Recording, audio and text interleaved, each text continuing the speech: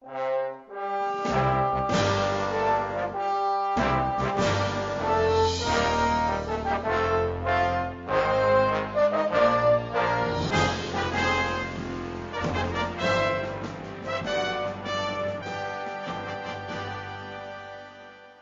far back as 1920, I conceived the idea and the possibility of when the causative agent of malignancy, so-called cancer, would be discovered and found and proven, that it would be caused by a microorganism.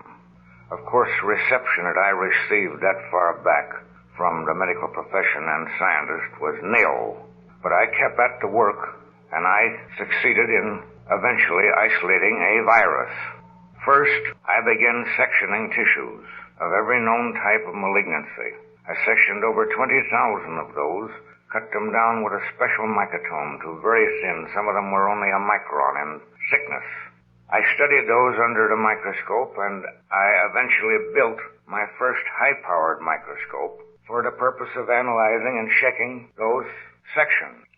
The only result that I obtained over all those years was I succeeded in developing a very excellent technique of tissue preparation, but I never found an organism that I could say was the causative agent of malignancy. I went through with this, and then I developed other instruments of greater amplitude of magnification than the old original number one, which was very lacking in resolution beyond about 8,000 or 9,000 times. It was a lens microscope, and all of the air was excluded from the body and replaced with glycerin. The lenses were homogeneous with glycerin all the way through the whole thing, and the result was that in allowing the rays to separate and not cross in the interference band of reflection, such as they do in the ordinary standard tube of the regular research microscope, we held them apart, we separated them, and then brought them back together and picked them up again at a needle point. But, as I say, the resolution of this instrument beyond about anywhere from 9 to 10,000 times dropped off decidedly rapidly. We could go up on some occasions, on some preparations, up to 17,000 times, but we didn't consider the resolution anything out of the ordinary beyond about 8 or 9 or 10,000 times, depending entirely upon the specimen we were examining. With the results that those tissues gained us absolutely nothing. And as I say, I built other microscopes beyond this one. But that instrument we used up until 1931.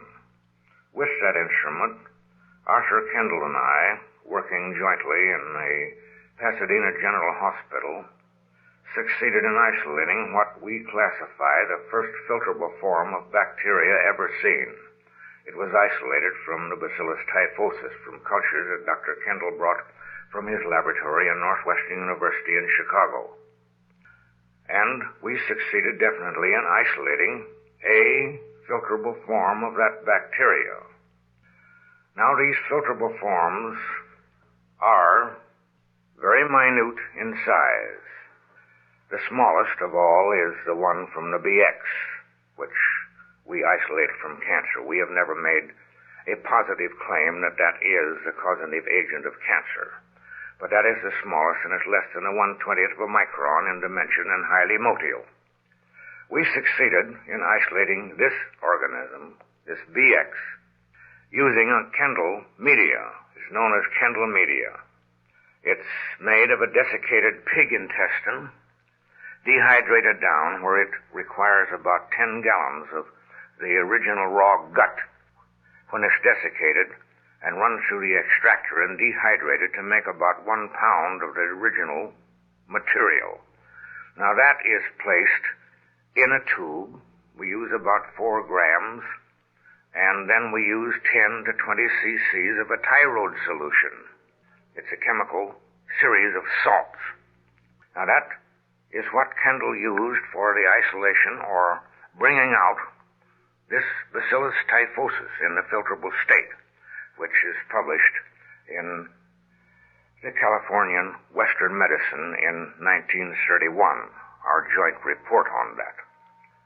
Now, these organisms, again, before we go farther, They cannot be stained with the aniline or acid dye stains that's used in the ordinary technique and method of staining tissue sections or even bacteria.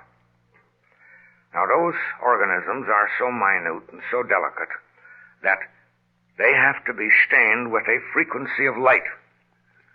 Now, after we built our first high-powered microscope, we had to build an illuminant unit to be able to see these different types of organisms and different types of tissue also. So, we had to build this particular unit. We built a unit which I have a patent on, a special lamp that will produce 2,000 candle power on a needlepoint a beam where it comes through the condenser. But between this source of illumination and the so-called substage condenser, we have a pair.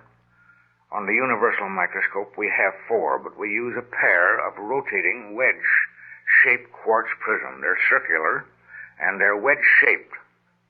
And by rotating those, we bend the beam of light, that's what we term the neutral or core beam of the illuminant unit, at different angles of incidence, so that it strikes the object under examination at different angles of refraction.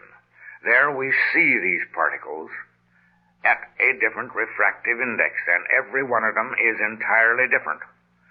For instance, we find that the Bacillus typhosus, in its filtrable state, is a beautiful turquoise blue body. We see them swimming through the field. They're highly motile. And incidentally, if the organism, the bacteria, is a motile bacteria, in most instances the virus will be motile or highly motile, and vice versa. So we see these beautiful turquoise blue bodies swimming through the field. With that, we can differentiate